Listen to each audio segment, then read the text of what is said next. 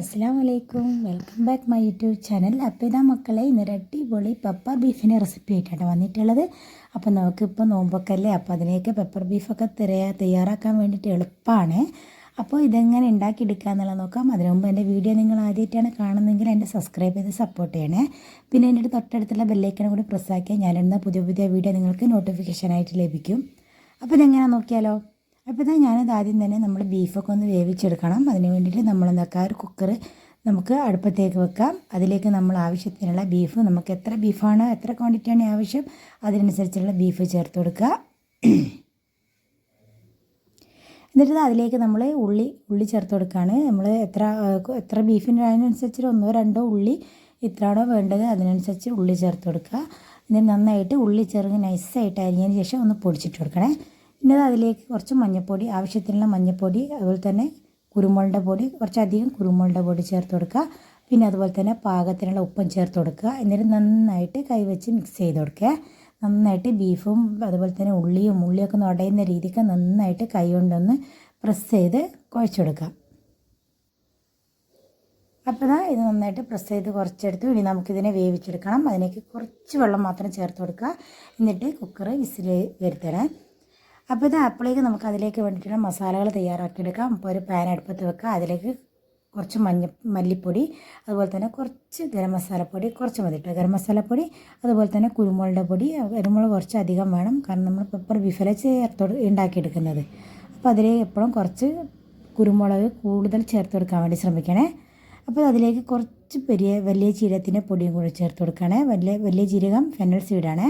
അപ്പോൾ അതും കൂടി ചേർത്ത് കൊടുത്തതിന് ശേഷം നന്നായിട്ട് ഈ മസാല നമുക്കൊന്ന് മൂപ്പിച്ചെടുക്കണം. ഇതിൻ്റെ പച്ചമണമൊക്കെ പോയി നല്ലൊരു വറുത്തൊരു സ്മെല്ല് വരുന്ന രീതിക്ക് നന്നായിട്ടൊന്ന് മൂപ്പിച്ചെടുക്കണേ.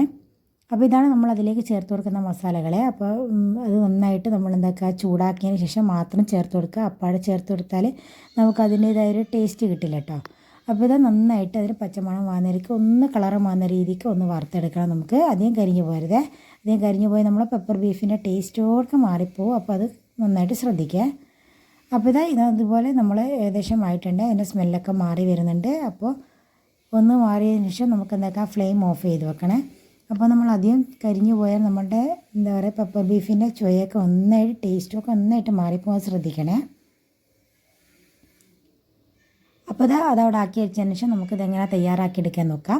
അപ്പോൾ ഞാനിത് വേറൊരു പാൻ എടുക്കുക, അടുപ്പത്ത് വെക്കുക. അതുപോലെ തന്നെ നമുക്ക് അതിലേക്ക് ആവശ്യത്തിനുള്ള വെളിച്ചെണ്ണ ചേർത്ത് കൊടുക്കുക. വെളിച്ചെണ്ണ നന്നായിട്ട് ചൂടായി വരുന്നതിന് സമയത്ത് നമുക്കതിലേക്ക് കുറച്ച് കറിവേപ്പില ആദ്യം തന്നെ ചേർത്ത് കൊടുക്കാം. കറിവേപ്പില പൊട്ടിയൊക്കെ കുറച്ച് കറിവേപ്പില എപ്പോഴും വെളിച്ചെണ്ണയിൽ ഏത് ഫുഡ് ഉണ്ടാക്കുന്ന സമയത്തും ചേർത്ത് കൊടുക്കാൻ, എരിവുള്ള ഏത് ഫുഡ് ഉണ്ടാക്കുന്ന സമയത്തും ചേർത്ത് കൊടുക്കുക. ഒരു പ്രത്യേക ടേസ്റ്റ് ആയിരിക്കും കേട്ടോ നമുക്ക് ഉണ്ടാക്കുന്ന ഭക്ഷണത്തിന്. അതേതായാലും നല്ലൊരു ടേസ്റ്റ് ആയിരിക്കും. അപ്പോൾ നിങ്ങൾ അതുപോലെ ചെയ്ത് നോക്കാൻ വേണ്ടി ശ്രമിക്കണേ. അപ്പോൾ നമുക്ക് കറിവേപ്പില ഒന്ന് മൂപ്പിച്ചെടുക്കുക, ഒന്ന് പൊട്ടിച്ചെടുക്കുക. അത് കരിഞ്ഞു പോകരുത്. അതിലേക്ക് നമുക്ക് ആവശ്യത്തിനുള്ള കുഞ്ഞുള്ളി ചേർത്ത് കൊടുക്കുക. കാരണം വെല്ലുള്ളി നമ്മൾ ബീഫ് വേവിക്കുന്ന സമയത്ത് ചേർത്ത് കൊടുത്തതിനെ കൊണ്ട് ഇതിലേക്ക് നമുക്ക് എന്താക്കണം, കുഞ്ഞുള്ളിയാണ് ചേർത്ത് കൊടുക്കേണ്ടത്. അപ്പോൾ നന്നായിട്ട് കുറച്ചധികം തന്നെ കുഞ്ഞുള്ളി എടുത്തിട്ട് നന്നായിട്ട് ചെറുതാക്കി അരിഞ്ഞതിന് ശേഷം നമുക്ക് അതിലേക്ക് ചേർത്ത് കൊടുക്കുക. എന്നിട്ട് നന്നായിട്ട് വാട്ടിയെടുക്കണേ. കരിഞ്ഞു പോകാത്ത രീതിക്ക് നന്നായിട്ട് വാട്ടിയെടുക്കുക.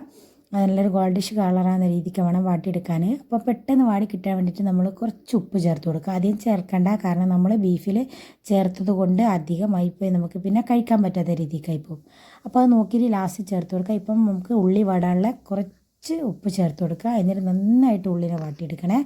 കരിഞ്ഞു പോകാണ്ട് കൈ വെച്ച് തന്നെ ഇളക്കി നമുക്കതിനെ വാട്ടിയെടുക്കണേ. അപ്പോൾ കണ്ട ഉള്ളിയൊക്കെ നന്നായിട്ട് വാടി വന്നിട്ടുണ്ട്. അതിലേക്ക് നമ്മൾ ഒരു മീഡിയം സൈസ് തക്കാളി ചെറുതാക്കി അരിഞ്ഞതാണ് ചേർത്ത് കൊടുത്തിട്ടുള്ളത്. അപ്പോൾ നിങ്ങളുടെ ക്വാണ്ടിറ്റി അധികമാണെങ്കിൽ അതിനനുസരിച്ചിട്ടാണ് ഉള്ളിയും തക്കാളിയൊക്കെ ചേർത്ത് കൊടുക്കാൻ വേണ്ടി ശ്രമിക്കണേ. അപ്പോൾ ഇത് നന്നായിട്ട് വാടി വരുന്നുണ്ട്.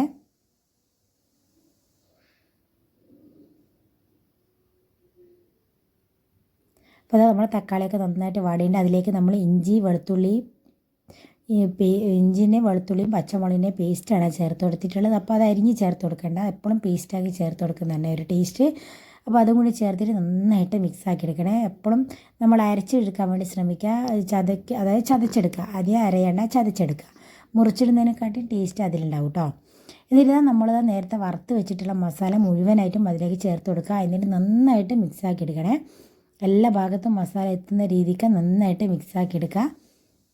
നല്ലോണം അതിൻ്റെ പച്ചച്ചൊക്കെ മാറുന്ന രീതിക്ക് നന്നായിട്ട് മിക്സ് ആക്കി എടുക്കാം. അപ്പോഴേക്ക് നമ്മളെ ബീഫ് ഇവിടെ ഇതാട്ടി പൊളിയായിട്ട് റെഡി ആയിട്ടുണ്ട്.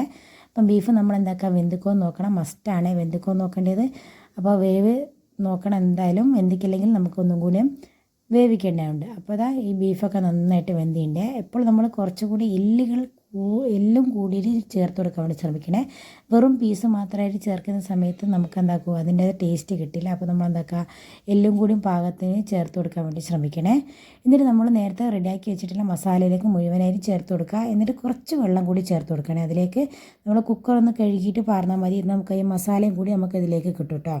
കുറച്ച് വെള്ളം നമ്മൾ എന്താക്കുക, കുക്കർ കഴുകിയിട്ട് ചേർത്ത് കൊടുക്കുക. അല്ലാണ്ട് നമുക്ക് കുറച്ച് ഗ്രേവി വേണം, കാരണം അധികം ഗ്രേവി ആകാൻ പാടില്ല, കുറച്ച് മാത്രമേ ഗ്രേവി ആകാൻ പാടുള്ളൂ കേട്ടോ. അപ്പോൾ ഇത് നന്നായിട്ട് നല്ലോണം തിളച്ച് വരണം, നമുക്കത് നന്നായിട്ട് വറ്റി കുറുകി വരണം.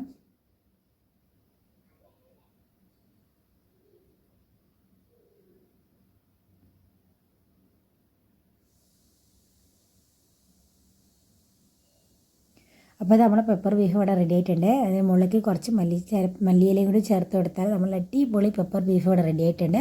അപ്പോൾ അത് വളരെ എളുപ്പമാണ്, നിങ്ങൾ എന്തായാലും ഉണ്ടാക്കി നോക്കുക. എന്നിട്ട് എനിക്ക് ഫീഡ്ബാക്ക് അറിയിക്കാൻ വേണ്ടി മറക്കരുത്. അപ്പോൾ നമുക്കിത് ചപ്പാത്തിയുടെ കൂടെയും പത്തിരിയുടെ കൂടെ റൈസിൻ്റെ കൂടെ ഏതിൻ്റെ കൂടെയും നല്ല അടിപൊളി ടേസ്റ്റ് ആയിരിക്കും കേട്ടോ. അപ്പോൾ ഇതുപോലെ എല്ലാവരും ഉണ്ടാക്കി നോക്കുക. കണ്ട് ഇഷ്ടപ്പെട്ടാൽ ലൈക്ക് ചെയ്യാനും ഷെയർ ചെയ്യാനും സബ്സ്ക്രൈബ് ചെയ്യാനും മറക്കരുത്.